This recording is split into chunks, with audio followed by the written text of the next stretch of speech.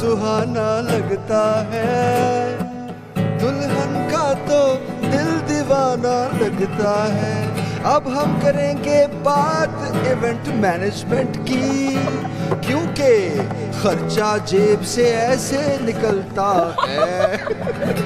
तो जनाब अभी हम बात करने जा रहे हैं इवेंट मैनेजमेंट की। अब हमने सोचा क्यों ना पूरा उसमें आते ना, अब मुझे गुड तो बोले डीजेस। Wow very nice. हमारे साथ थी गिटारिस्ट दुआ जमील, तो बहुत अच्छा उन्होंने गिटार प्ले किया।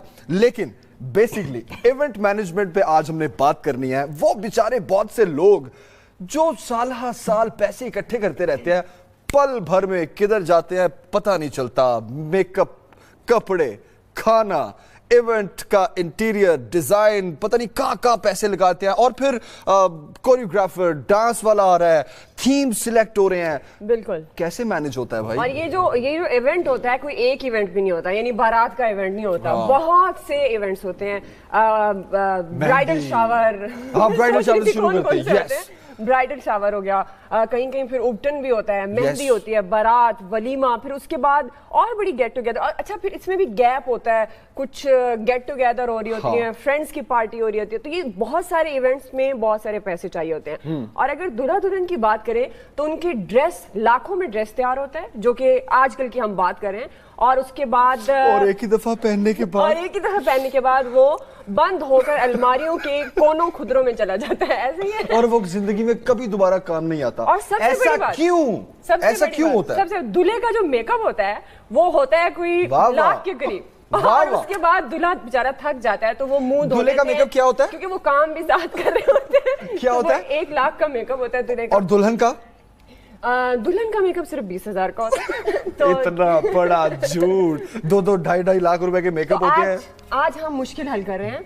मुश्किल हल इस तरह करेंगे बेसिकली कि ये तकरीबात जो होती हैं शादी ब्याह की, इसमें कितना खर्चा मुनासिब होता है, कितने मुनासिब खर्चे और बहुत अच्छा फंक्शन कर सकते हैं अपना। तो बेसिकली कुछ एक्सपर्ट्स को हमने बुलाया है। अभी हम बात करेंगे इवेंट मैनेजमेंट से। इवेंट मैनेजर हैं हमारे साथ साद कैसर साहब, अस्सलाम वालेकुम, वेलकम करते हैं आपको। और मायदा हैं, इवेंट मैनेजर हैं आप भी, द यंग टैलेंट। तो हम इनसे मशवरे लेते हैं कि कट डाउन कैसे करें। 15-15, 20-20 लाख रुपए के फंक्शन को हम 5-5, 6-6 लाख में कैसे कर सकते हैं। तो मायदा से स्टार्ट करते हैं। मायदा, यही सवाल कि कम खर्च में अच्छा इवेंट कैसे मैनेज होता है, और आपका क्या एक्सपीरियंस है? कौन कौन से इवेंट आपने मैनेज किए हैं, डेकोरेट किए? बेसिकली ज़्यादातर मैंने जो काम किया है वो एजुकेशन सेक्टर के अंदर किया है। कॉन्फ्रेंसेस हो गई, सेमिनार्स हो गए, उसके अंदर वर्कशॉप्स हो गई। लेकिन जिस तरह से आप बात करें 15-20 लाख के खर्चे को कम से कम लाने का सिंपल सा एक तरीका होता है कि आप उन गेस्ट को बुलाएं जो आपके बहुत ज़्यादा क्लोज होते हैं। फर्स्ट ऑफ ऑल तो यही होता है कि हम अपनी खुशियों में सिर्फ उनको शामिल करते हैं जो हमारे बहुत ज़्यादा क्लोज होते हैं। दूसरी चीज़ ये होती है कि आप उसको कस्टमाइज़ करते जाओ। जितना आप कस्टमाइज़ करते जाएंगे उतना जो चीज़ आपको एक्चुअल में चाहिए आप वो लें। ये जो कस्टमाइज ट्रेंड है बेसिकली इसने ना जेबों पे ऐसे डाके डाले हैं। क्यों साथ साहब, एम आई राइट कि कस्टमाइज फंक्शन करो ऐसा जैसा कहीं ना हुआ हो, ना कभी होगा। एग्जैक्टली ये लोगों ने ना बेंचमार्क बना लिया हुआ है हमारी आवाम ने कि अगर उसने इतना अच्छा इवेंट किया था तो हमने भी वही करना है, चाहे किसी से उधार लेके करना पड़े। तो ये हम लोगों ने ना इसको ट्रेंड बना लिया, अपना ट्रेंड सेट कर लिया। ये होना नहीं चाहिए। मैं हमेशा अपने क्लाइंट्स को समझाता हूँ कि just tell me your budget, हम उसमें आपको जितना बेस्ट दे सकते हैं वी विल ऑफर यू। तो आपकी बेस्ट ऑप्शन भी यही होती है कि क्लाइंट्स को आप जो है ना जो वो चाह रहे हैं वो डिलीवर कर दें विद इन देयर बजट। तो एक्सीड करेगा तो डेफिनेटली उनके लिए भी प्रॉब्लम है और हमारे लिए भी प्रॉब्लम है। लेकिन कस्टमर की तो बात होती है, लेकिन जो इवेंट प्लानर होते हैं वो भी बहुत उनके रेट्स हाई होते हैं। वहाँ पर भी जाके कोई 10 जगह देखना पड़ता है कहाँ रेट मुनासिब मिले होगा और कहाँ अच्छी डेकोरेशन या अच्छा इवेंट आपका और उनके फंसाने की टैक्टिक्स क्या होती है वो बाद में डिस्कस करेंगे। नहीं वो तो फिर हमें अपना बताना पड़ेगा ना टैक्टिक्स आपको। तो इसमें यह है कि मैं बेसिकली ज़्यादा देख रहा हूँ कॉर्पोरेट सेक्टर्स को। अच्छा। तो उसमें काफ़ी सारे क्लाइंट्स आते हैं, प्रोडक्ट लॉन्चेस हैं, स्टॉल फैब्रिकेशंस हैं। वेडिंग्स में करता ज़रूर हूँ लेकिन सिर्फ दोस्तों की। ओके। तो लेकिन जितना अच्छा हो सके उनको बेस्ट पैकेज, कोरियोग्राफर, तो सारा कुछ करके देते हैं हम लोग। उसमें जो है वेडिंग प्लानिंग जो है वो एक apart from corporate sector is different, but जो है ना हमारे लोग कॉर्पोरेट को और वेडिंग को मिक्स करते जा रहे हैं। सिंगर्स बुलाते हैं, वही सारी चीज़ें जो हैं जो कॉर्पोरेट सेक्टर में हो रही हैं वही वेडिंग में आ रही हैं। इवन यहाँ पे वेडिंग्स जो हैं वो अब डेस्टिनेशन वेडिंग स्टार्ट हो चुकी हैं और वो 2-3 करोड़ का एक फंक्शन हो रहा है। Oh my God. तो वो बेंचमार्क बन चुका है।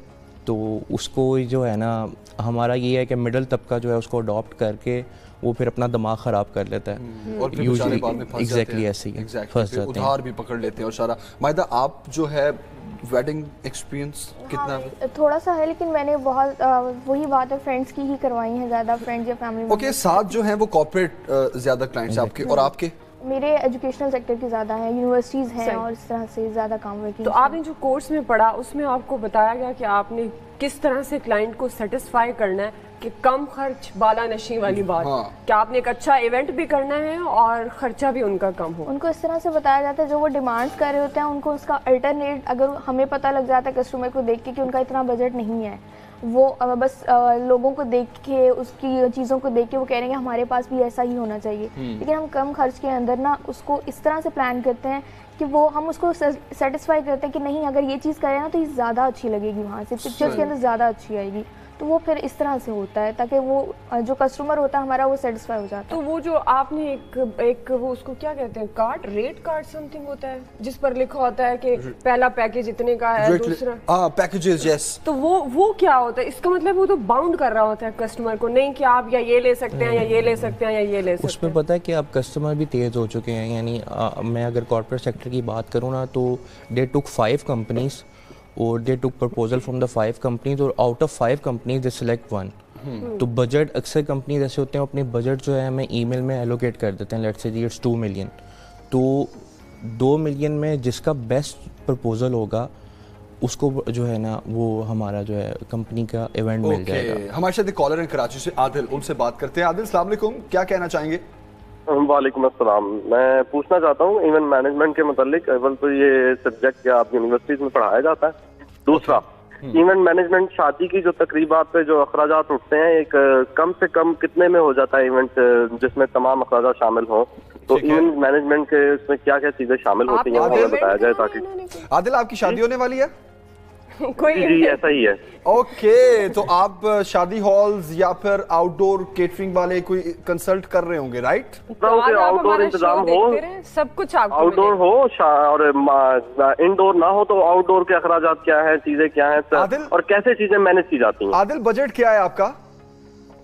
बजट तो ये बताएंगे ना पहले, तो मैं अपना बजट पहले बता दूं तो मैं क्यों बताऊं? वो बेसिकली ये लोग कह रहे हैं कि क्लाइंट बजट बताता है, फिर उसके मुताबिक हम इवेंट प्लान कर देते हैं। तो आपका बजट क्या है? मैं इतना ओपनली बजट नहीं बता सकता, मेरे ससुराल वाले भी सुन रहे होंगे।